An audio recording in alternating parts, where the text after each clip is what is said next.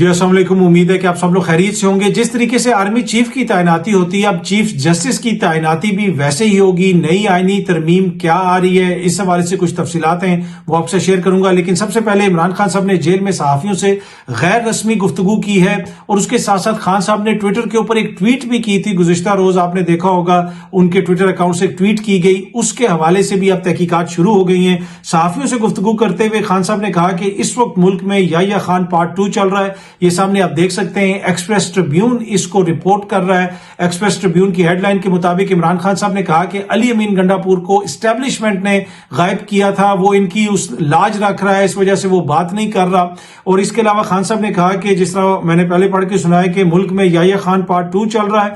याह्या खान ने मुल्क की सबसे बड़ी जमात के खिलाफ ऑपरेशन किया था। इस वक्त भी मुल्क में इसी किस्म के हालात हैं। हर इदारे को तबाह किया जा रहा है। पुलिस और मातहत अदलिया से लोगों का एतमाद उठ गया है। खान साहब जो ये सख्त बातें कर रहे हैं और अपने ट्विटर से भी जो उन्होंने वो पैगाम लिखा है ट्विटर के ऊपर, उनके अकाउंट से लिखा गया, अब पता नहीं किसने लिखा, खुद तो वो जेल में ऑब्वियसली ट्विटर यूज नहीं कर सकते।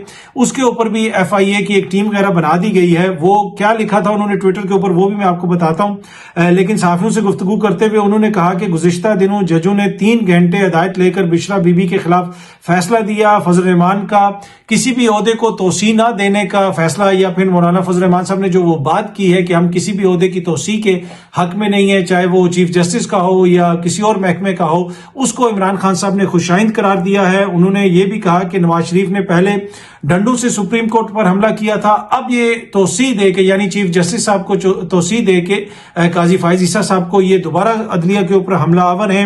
और काजी फाइज ईसा साहब के ऊपर तनकीद करते हुए इमरान खान साहब ने कहा कि काजी फाइज ईसा इंसानी हकूक की खिलाफ वर्जियों और इंतखाबी धांधलियों को तहफ़्फ़ुज़ दे रहा है। इसी के इनाम में काजी फाइज ईसा को तोसी देने की कोशिश की जा रही है। ये वो इल्जाम है खान साहब बार बार लगाते हैं मौजूद चीफ जस्टिस के ऊपर। जब आप अदलिया पर हावी होंगे तो मुल्क तबाह हो जाएगा। खान साहब ने कहा कि अगर ये अदलिया को ज़ेर कर लेंगे तो फिर तो मुल्क में कोई निज़ाम नहीं रहेगा, कोई अदल नहीं रहेगा। जब तक आपके मुल्क में इंसाफ नहीं होगा, निज़ाम अदल मजबूत नहीं होगा, कोई यहाँ पे इन्वेस्टमेंट करने भी नहीं आएगा। खान साहब ने यह भी कहा कि आप देखें सिंगापुर में कितने जो है अरब की सरमायाकारी हो रही है। छोटा सा मुल्क है सिंगापुर, लेकिन हमारा इतना बड़ा मुल्क है, यहाँ पे कोई भी आके जो है सरमायाकारी नहीं करता। $1 अरब की भी डायरेक्ट इन्वेस्टमेंट यहाँ पे नहीं आई है। उसकी बुनियादी वजह यह है कि यहाँ पे रूल ऑफ लॉ नहीं है। जब रूल ऑफ लॉ नहीं होगा तो कोई भी आपके मुल्क में आके सरमायाकारी नहीं करेगा। अगर हमने IMF से जान छुड़वानी है तो उसमें ओवरसीज पाकिस्तानियों का किरदार बड़ा इंपॉर्टेंट है। वो आके यहाँ पे इन्वेस्ट करेंगे, वो तभी इन्वेस्ट करेंगे जब यहाँ पे रूल ऑफ लॉ होगा। उसी सूरत में हमारी जो डॉलर की कमी है वो एक तरह से पूरी हो सकती है। खान साहब ने यह भी कहा, खान साहब ने कहा जिस तरह ये एक्सप्रेस ट्रिब्यून की हेडलाइन में लिखा हुआ है कि अली अमीन गंडापुर को एस्टेब्लिशमेंट के लोगों ने गायब किया, किसी को नहीं पता था कि वो कहां गया। सबको पता है कि इस मुल्क में कौन लोगों को उठाता है। अली अमीन गंडापुर इनकी लाज रख रहा है, इसलिए बोल नहीं रहा। वाहिद फेडरल पार्टी है जो मुल्क को इकट्ठा रख सकते हैं। उन्होंने ये भी कहा कि शहबाज शरीफ साहब को तो वज़ीर आज़म कहने का फायदा नहीं है, वो तो NOC लेके बात करते हैं। 1.5 साल से तोशाखाना केस का सुप्रीम कोर्ट में जो है समाअत मुकर्रर नहीं हो रही। अगर उसका फैसला हो जाए तो बाकी केसेस भी खत्म हो जाएंगे। इलेक्शन कमीशन के जितने भी मामलात हैं उनको तो सुप्रीम कोर्ट फौरन समाअत के लिए मुकर्रर कर लेता है। सिकंदर सुल्तान गेंद फेंकता है, काजी जो है वो स्लिप में खड़ा होता है और दूसरी स्लिप में उमर फारूक हमारे साथ तो ये हो रहा है। तो इमरान खान साहब ने chief justice Islamabad high court और काजी फाइज ईसा साहब के ऊपर और जो सिकंदर सुल्तान राजा हैं चीफ इलेक्शन कमिश्नर, उनके ऊपर बड़े सख्त अल्फाज में तनकीद की। अच्छा, उन्होंने ये भी कहा कि अगर अली अमीन जो है अफगानिस्तान से बात करने की बात कर रहा है तो मैं उसकी हिमायत करता हूं। वो पाकिस्तान के लिए कर रहा है, अमन के लिए कर रहा है। साफी ने पूछा उनसे कि अगर आप वज़ीर आज़म होते और आपको पता चलता कि एक सूबे का जो वज़ीर आला है वो दूसरे मुल्क से बात करना चाहता है, उन्होंने कहा मैं उसकी बिल्कुल इजाजत देता। यहाँ पे बहुत सारे फौजी ऑपरेशन हुए हैं, कब से ऑपरेशन चल रहे हैं, लेकिन अभी तक दहशतगर्दी खत्म नहीं हुई है। हमारे दौर में सबसे कम दहशतगर्दी थी, तो जरूरत इस अमर की है कि हम अफगानिस्तान को एंगेज करें। वफाकी हुकूमत की हालत तो यह है कि जब बिलावल खुद वजीर खारजा था तो पूरी दुनिया घूमता फिरता रहा, लेकिन अफगानिस्तान नहीं गया। खान साहब ने खैबर पख्तूनख्वा के हवाले से यह भी कहा कि वहां पे पुलिस एहलकारों की बड़े पैमाने पे शहादतें हुई हैं, वो बगावत पे उतरे में एहतजाज कर रहे हैं। तो इन सारे मामला को देखने की जरूरत है, मामले को सुलझाने की जरूरत है اور اگر وفاقی حکومت بھی سمجھتی ہے کہ افغانستان کے ساتھ مسئلہ ہے تو انہوں نے اب تک اس سلسلے میں کیا اقدامات اٹھائے ہیں، دفتر خارجہ نے، وزارت خارجہ نے کیا کچھ کیا ہے؟ تو ضروری ہے کہ مل جل کے اس معاملے کو حل کیا جائے. اور علی امین پاکستان کے فائدے کی بات کر رہا ہے، خدا نہ خواستہ پاکستان کے خلاف تو کوئی بات نہیں کر رہا. اس کے علاوہ کچھ اور باتیں بھی خان صاحب نے وہاں پہ کہیں، جو ایکسپریس ٹریبیون کی یہ پوری سٹوری آپ پڑھ سکتے ہیں، اس میں بھی کافی تفصیلات لکھی ہوئی ہیں. لیکن ایک اور جو اہم خبر یہ ہے، جس طرح سامنے آپ دیکھ سکتے ہیں کہ ٹویٹر پر دھمکی آمیز پوسٹ، FIA نے عمران خان سے تحقیقات کے لیے جو ہے ٹیم بنا دی اور وہ ٹیم اڈیالہ جیل پہنچ گئی ہے. عمران خان صاحب نے جو ٹویٹ کیا تھا اس کے حوالے سے جناب یہ بنائی گئی ہے FIA کی ٹیم، اور اس ٹویٹ کے اندر انہوں نے جو باتیں لکھی تھیں وہ میں تھوڑی سی آپ کو پڑھ کے سنا دیتا ہوں. یہ سامنے آپ دیکھ سکتے ہیں، ان کی ٹویٹ ہے عمران خان صاحب کی. اس میں انہوں نے مختلف چیزیں لکھی تھی اور کہا گیا تھا کہ اڈیالہ جیل سے عمران خان صاحب کا پیغام: ملکی تاریخ میں پہلی مرتبہ نہیں ہے کہ فرد واحد اپنی طاقت بچانے کے لیے پورے ملک کو داؤ پر لگا دے. یحییٰ خان نے بھی اپنی طاقت بچانے کے لیے عوامی لیگ اور شیخ مجیب الرحمان کو دھوکہ دیا تھا. حمود الرحمان کمیشن رپورٹ میں واضح طور پہ لکھا ہے کہ ایک شخص نے اپنی طاقت اور اقتدار کو طوالت کے لیے ملک کو دولخت کر دیا. اس ایک شخص کی غلط پالیسی کی وجہ سے ہمارے 90,000 فوجیوں کو قیدی بنا لیا گیا. بھٹو نے 50,000 بے گناہ جانوں کے ضیاع کا خود اعتراف کیا تھا، حالانکہ اصل گنتی اس سے بھی کہیں زیادہ تھی. ملک کی معیشت اس وقت اربوں ڈالر کا نقصان ہو چکا ہے. آج تک ہم اس نقصان کا ازالہ نہیں کر پا رہے. آج بھی وہی کہانی دہرائی جا رہی ہے. آج پھر ایک شخص اپنی طاقت کو بڑھانے اور اقتدار کو طول دینے کے لیے نظام کی جڑوں میں بیٹھا ہوا ہے اور نظام کو تباہ کر رہا ہے. یہ وہ ٹویٹ ہے جناب جس کے اوپر اب تحقیقات شروع ہوئی ہیں. آگے خان صاحب نے لکھا، اپنے ان کے ٹویٹر اکاؤنٹ سے یہ لکھا گیا کہ اس ملک کا مٹھی بھر اشرافیہ ملک کے تمام نظام، وسائل، اقتدار اور طاقت پر قابض ہے.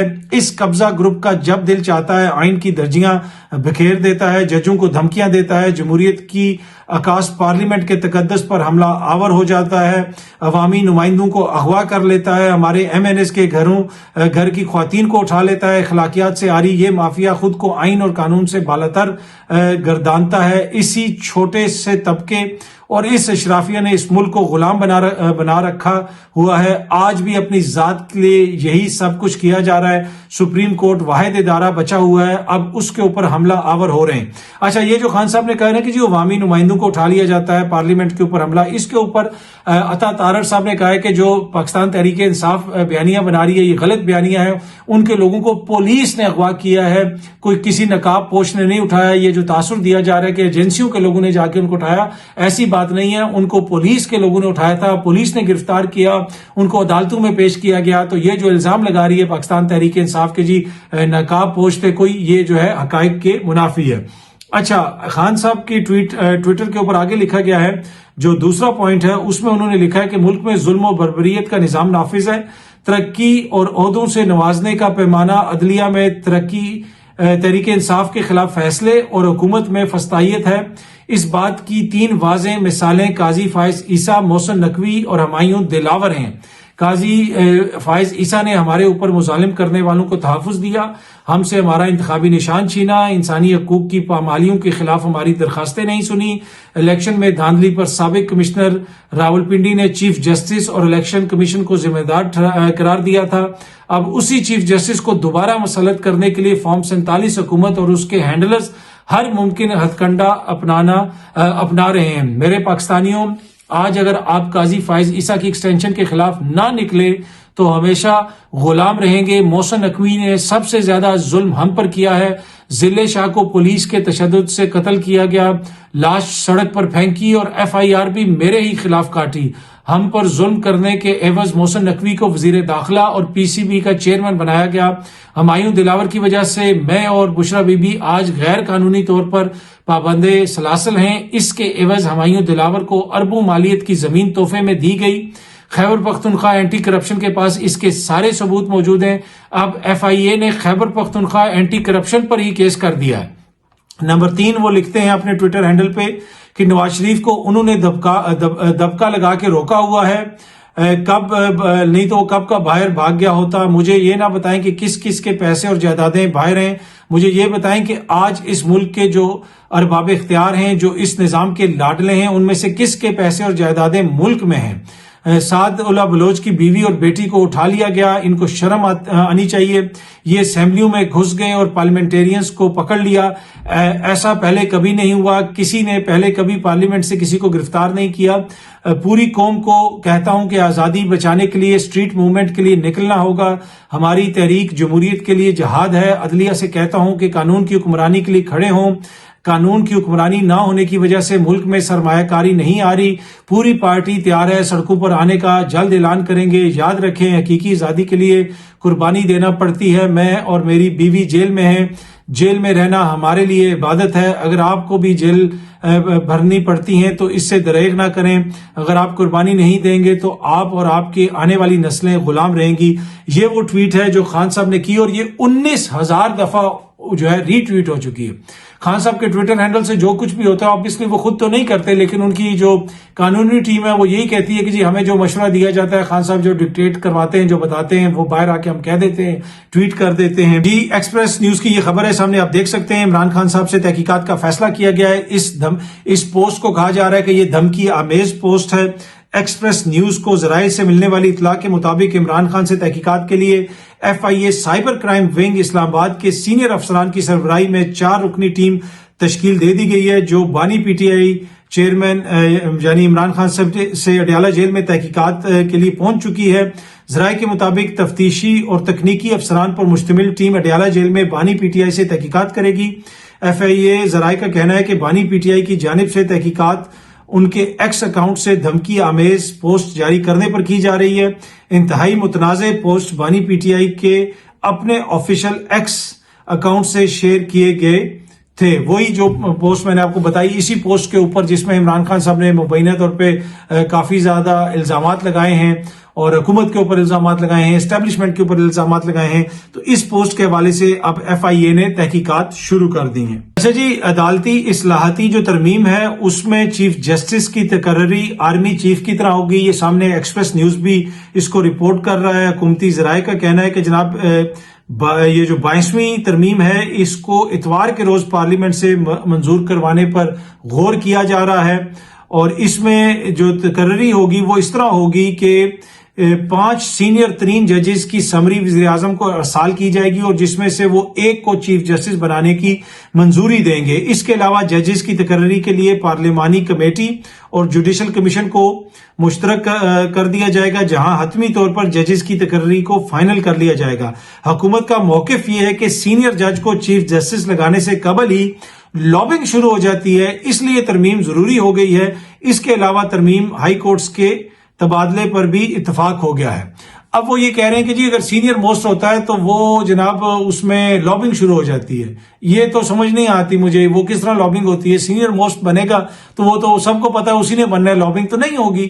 لابنگ تو وہاں پہ ہوتی ہے جہاں پہ 4-5 نام بھیجے جائیں، جس طرح ہمیشہ سے یہ کہا جاتا ہے کہ جی جب فوج میں سے 4-5 نام آتے ہیں تو کوئی کہتا ہے یہ اس کا بندہ ہے، کوئی کہتا ہے وہ اس کا بندہ ہے، آلدو کہ سارے آفیسر فوج کے ہوتے ہیں، سب کمپیٹنٹ ہیں، سب اس لیول پہ پہنچے ہیں، سب اہل ہیں، وہ تو کوئی بحث نہیں ہوتی۔ لیکن یہاں پہ تو یہاں تک ہم نے دیکھا کہ جناب لوگ کہتے ہیں کہ جی میں اس نے سفارش کی تھی، اس نے سفارش کی تھی، بلکہ ایک صحافی نے بھی ایک ٹویٹ کیا ہوا تھا کہ جی میں نے پتہ نہیں بھی جو ہے سفارش کی تھی، کس کی تھی۔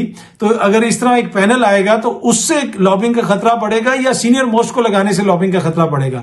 لابنگ کا خطرہ تو تب پیدا ہوگا یا لابنگ کی ضرورت تو تب پیدا ہوگی کہ جب ایک سے زیادہ نام سامنے آئیں گے، ہر کوئی لابنگ کرنے کی کوشش کرے گا مبینہ طور پہ۔ میں یہ نہیں کہہ رہا کہ کرتے ہیں لوگ یا فوج میں کرتے ہیں یا یہاں پہ کرتے ہیں، لیکن عقل تو یہ کہتی ہے نا کہ اگر ایک سے زیادہ لوگ ہوں گے تو وہ پھر ایک دوسرے کو کمپیٹ کرنے کے لیے لابنگ کریں گے۔ لیکن حکومت کہہ رہی ہے کہ کیونکہ لابنگ کا خطرہ ہوتا ہے لہٰذا اب ہم یہ کر رہے ہیں جناب کہ ہم ایک پینل آئے گا اور اس میں سے وزیر اعظم پھر چنیں گے کہ وہ کس کو چیف جسٹس بنائیں۔ اب اس کے اوپر کیا نمبر پورے ہو گئے ہیں؟ حکومت یہ کہہ رہی ہے کہ نمبر پورے ہو گئے ہیں۔ مجھے یہ لگتا ہے کہ عین ممکن ہے کہ مولانا بھی اس ترمیم کے حق میں ووٹ دے دیں۔ اب دیکھتے ہیں کہ مولانا دیتے ہیں یا نہیں دیتے۔ قاضی فائز عیسیٰ صاحب کی ایکسٹینشن والا معاملہ تو مجھے اب آگے بڑھتا ہوا نظر نہیں آ رہا۔ اگر یہ ترمیم ہو جاتی ہے تو پھر وہ 4-5 ججز کے جو نام آئیں گے، اور وہی جو ہم بار بار کہہ رہے تھے کہ منصور علی شاہ صاحب کو حکومت لگتا ہے کہ فی الحال نوٹیفیکیشن اس لیے نہیں کر رہی کہ کوئی وہ ترمیم لانا چاہتے ہیں. اب یہ نہیں ہے کہ وہ منصور علی شاہ صاحب کو نہیں بنانا چاہتے, 4-5 نام آئیں گے تو ہو سکتا ہے کہ منصور علی شاہ صاحب کو یہ حکومت بنا دے, لیکن فی الحال جناب یہ ترمیم سامنے آ رہی ہے اور اب دیکھتے ہیں کہ آگے جو ہے حکومت اس کے اوپر کیا فیصلہ کرتی ہے. بہت جلدی آپ سب دوستوں سے دوبارہ ملاقات ہوگی. Thank you very much.